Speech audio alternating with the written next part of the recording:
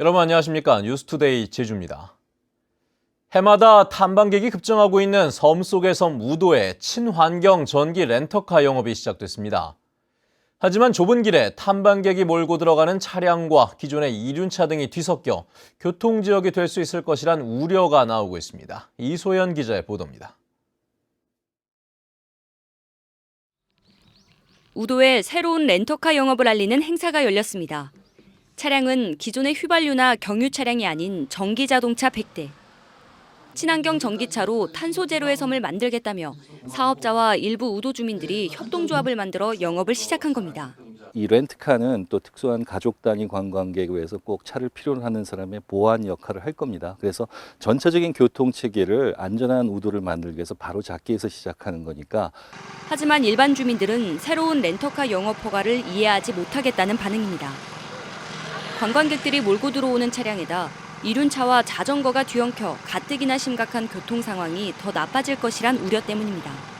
경운 끼고 뭐고 차도 못 댕기기 싫고 100대 다 뿌려놓으면은 이거 우리 동네는 이거 용서 지지 못하게 하는 거나 마찬가지라. 특히 하루 2,000대가 넘는 차량이 몰리는 여름 성수기에는 말 그대로 교통지옥이 될 거란 전망도 나오고 있습니다. 기존의 열악한 도로 환경을 개선하지 않은 상황에서 전기차까지 더해져 교통 혼잡을 심화시킨다는 목소리도 높습니다. 그 차선이 좁아서 이렇게 서로 비켜갔거나 기다려서 가야 되는 경우가 많아서 그럴 때 조금 불편했었어요. 그리고 이제 옆에 돌이 이렇게 많으니까 돌에 부딪히진 않을까 이런 것도 조금. 최근 3년간 우도에서 발생한 교통사고는 130여 건. 제주도는 도항선으로 우도에 들어가는 일반 렌터카를 줄이겠다는 방침이지만 형평성을 고려하면 강제할 수 없는 상황이어서 기존 업체들과의 마찰도 우려되고 있습니다. MBC 뉴스 이소연입니다. 제주도는 유네스코 자연과학 분야 3관왕을 달성해 아름다운 자연 환경의 가치를 전 세계적으로 인정을 받은 지역이죠. 이런 제주의 환경 자산을 체계적으로 보존하고 활용하기 위한 방안도 조기 대선으로 치러지게 된 이번 대선에서 중요한 과제로 떠오르고 있습니다. 박주영 기자입니다. 푸른 하늘 아래 한라산과 함께 봉긋한 능선이 장관을 이루는 오름들. 그런데 우뚝 솟은 송전탑과 거미줄처럼 얽혀있는 전선들이 쉽게 눈에 띕니다. 이처럼 현재 제주 곳곳에 설치된 송전탑은 모두 500여 개. 제주의 자연경관을 해치는 주범들입니다. 경관 보전을 위해 송전탑을 뽑고 지중화하는 사업이 필수적이지만 막대한 비용 부담으로 실행하지 못하고 있습니다. 제주의 어떤 자연 가치를 좀 더 극대화시키기 위해서는 이런 지중화 사업이 반드시 필요하다고 보여지고요. 그리고 이런 탐방객들의 또 만족도를 높이는 방안으로서도 적극적인 과제라고 보여지고 있습니다. 지하수 오염을 막기 위한 하수처리 구역 추가 확대도 절실합니다. 현재 제주 지역 하수처리 구역은 전체 면적의 10%에 불과합니다. 하수처리 구역에 포함되면 공공 하수처리장으로 하수를 보낼 수 있지만 나머지 지역에서는 개인 오수처리 시설에서 정화해 지하로 흘려보내기 때문입니다. 현무암층으로 되어 있기 때문에 침투가 잘 됩니다. 그래서 하수 처리 시설을 잘 하지 않았을 경우 그 지하수가 오염될 우려가 높기 때문에 한라산뿐만 아니라 오름과 곶자월에서 바다로 이어지는 생태축을 국립공원으로 지정해 난개발을 막는 방안도 중요한 과제입니다. 특히 오는 2020년 세계 환경 수도 조성을 위한 세계환경 중심도시 지원센터 설립이 필요하다는 주장도 제기됐습니다. MBC 뉴스 박주연입니다. 제주도는 올해 학교 체육시설 신축과 개선에 사업비 70억 9천만 원을 투입하기로 했습니다. 수영장형 학교 체육관 시설 사업은 18억 원 미만으로 제한한 상한 금액을 폐지하고 국비를 제외한 총 사업비의 50%를 지원합니다.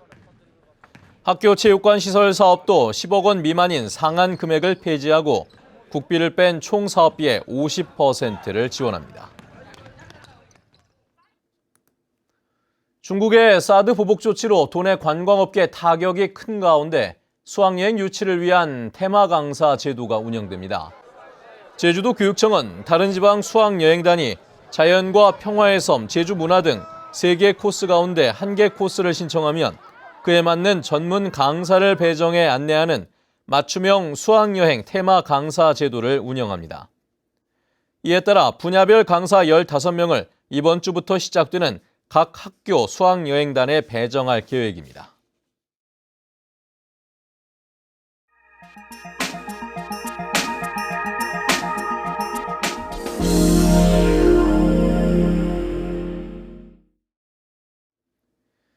울산시가 반구대 암각화 보존을 위해 암각화 앞에 65m 생태 제방을 쌓는 보존 대책을 다시 선택했습니다.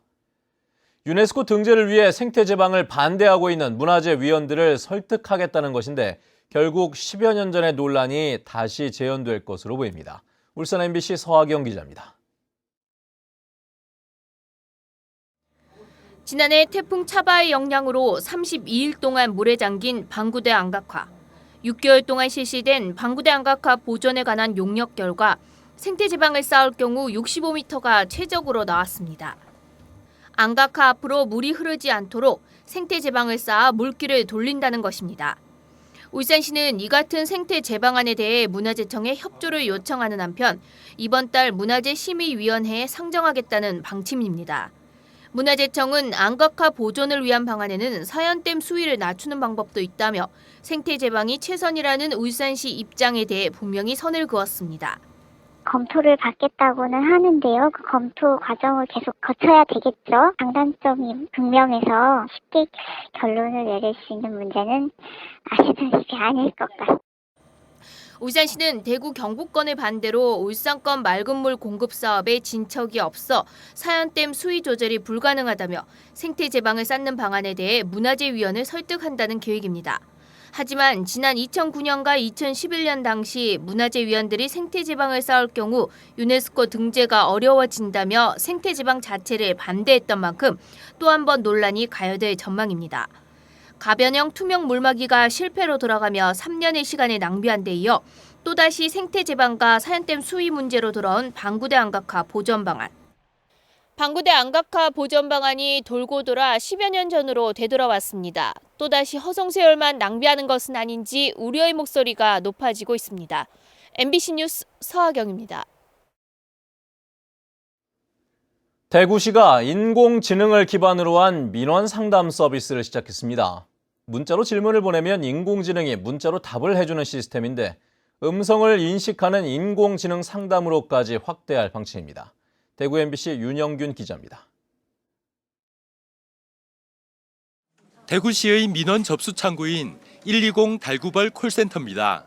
40명이 넘는 상담사가 오전 8시부터 밤 9시까지 업무를 보는데 지난해 접수된 민원 41만여 건 가운데 절반 정도는 간단한 검색으로 해결할 수 있는 것들이었습니다. 혹시 버스 전용 차로가 대구에도 있는 거예요? 네, 맞습니다. 버스 전용 차로는 일반 차로와 구별을 하여 버스가 보다 신속하게 통행할 수 있도록 전용 차로를 운영하고 있습니다.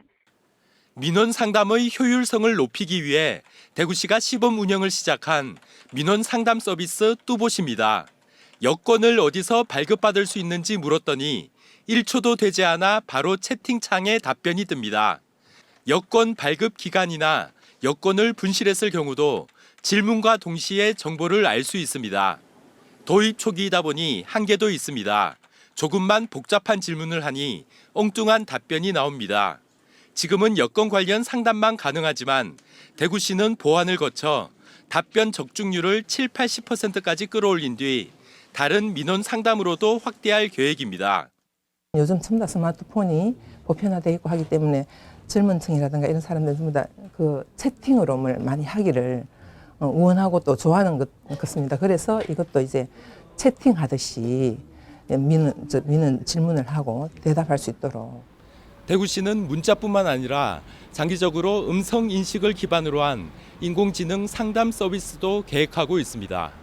MBC 뉴스 윤용균입니다.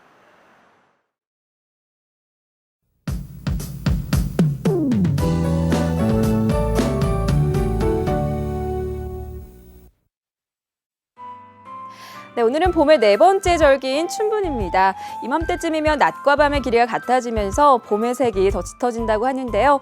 절기답게 아침 출근길 포근하게 출발하고 있습니다. 대부분 지역의 기온이 10도를 웃돌고 있는데요. 하지만 비가 내리면서 낮 기온은 크게 오르지 못하겠습니다. 비는 남부 지역을 시작으로 점차 전지역으로 확대되겠는데요. 예상되는 비양은 10에서 40mm, 많은 곳은 60mm 이상이고요. 짙은 안개가 끼는 곳도 있어 비와 안개로 인한 교통안전에 유의하셔야겠습니다. 다음은 자세한 지역별 날씨입니다. 네, 오늘 북부 지역의 기온 종일 12도 내외를 오르내리면서 아침과 낮의 기온차가 크지 않겠고요. 밤부터는 바람도 꽤 강하게 불겠습니다.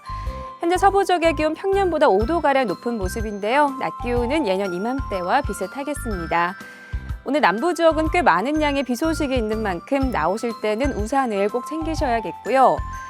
동부 지역의 현재 기온 13도로 어제보다 6도가량 높게 출발하고 있습니다. 네, 산간 지역으로는 약하게 빗방울이 떨어지는 곳이 있지만 가시거리는 양호해서 차량 운행에 큰 지장은 없겠습니다. 섬 지역의 현재 기온 모두 10도를 웃돌고 있고요. 풍랑 예비 특보가 내려진 해상에는 물결이 점차 거세게 일겠습니다. 네, 현재 김포를 포함한 일부 공항에는 안개와 뿌연 방무가 낀 모습입니다. 네, 이번 주는 비 소식이 잦은데요. 내일 비가 그치고 나면 목요일과 토요일에는 또다시 비가 내릴 것으로 전망됩니다. 날씨였습니다. 어젯밤 9시 10분쯤 제주시 오라 이동의 한 야초지에서 불이 나 대지 580여 제곱미터와 소나무 등 잡목 50여 그루를 태운 뒤 30여 분 만에 진화됐습니다. 소방당국은 쓰레기를 소각하다 불이 난 것으로 보고 정확한 화재 원인을 조사하고 있습니다. 차량 블랙박스나 휴대전화를 이용해 교통법규 위반 차량을 신고하는 이른바 공익신고가 크게 늘었습니다. 제주지방경찰청에 따르면 지난해 접수된 공익신고는 모두 16,000여 건으로 2년 사이 5배 가까이 증가했습니다. 유형별로는 신호 위반이 26%로 가장 많았고 방향 지시 등 미이행과 중앙선 침범 등입니다. 제주 지역 기초연금 수급률이 매우 낮은 것으로 나타났습니다. 보건복지부에 따르면 지난해 제주에서 기초연금을 받은 노인은 65세 이상 전체 노인의 62.9%로 정부 목표치 70%보다 7.1%포인트 낮고 전국 평균인 65.6%보다도 낮았습니다. 수급률이 목표치에 도달하지 못하는 것은 거주 불명자와 소득이나 재산 누출을 꺼리는 노인이 기초연금을 신청하지 않기 때문으로 보입니다. 제주도는 올해 농어촌 진흥기금으로 3,600억 원을 융자 지원합니다. 상반기에는 1,800억 원을 지원할 예정으로 공고일 현재 제주도에 3개월 이상 거주하는 농업인과 설립 후 3개월이 지난 법인과 단체가 신청할 수 있습니다. 지원 한도는 기존 융자액을 포함해 농어가는 최대 1억 원, 단체와 법인은 3억 원까지입니다.